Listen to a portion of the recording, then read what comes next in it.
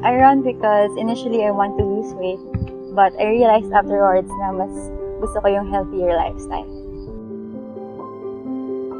Tumatakbo po ako para makita ko yung strength ko and para po sa health ko and parang kaya ko rin na maka-run. I do obstacle course racing because health, and also I want to know how life in sports is and also the experience. Nag-hike po ako to express my feelings po. Para din ma-improve yung skills sa athletics, and also the important po is to be an inspiration to other people. Nag-run po ako 6 kilometers a week po. Nag-start po ako mag-hike since 2016. I started hiking year 2015. Yes, it was my first time hiking. I started training for obstacles about 2 months ago. I decided I want to be fit and healthy. Hi! Hello!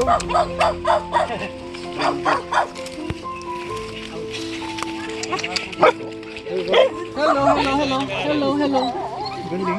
Weekly, I ran, if I could estimate it, 6.6 kilometers.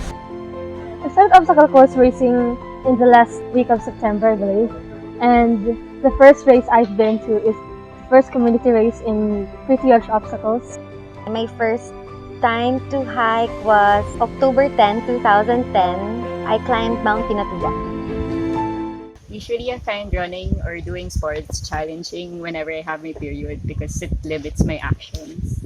Finding a spot a spot off the trail to urinate. I think it's how we do our hair kapag may period po sila, kasi may time po na parang nangihina kami or minsan parang nagiging lazy kami gumalaw, feeling uncomfortable.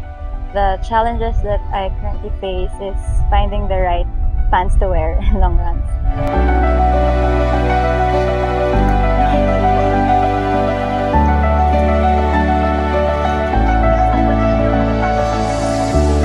Dapat na daw lahat ng hawak natin. Ganda ng sapatos na to. Big time. Ang mentor ko po sa athletics saka sa obstacle po ay si Papa po. My mentor is mostly my mom.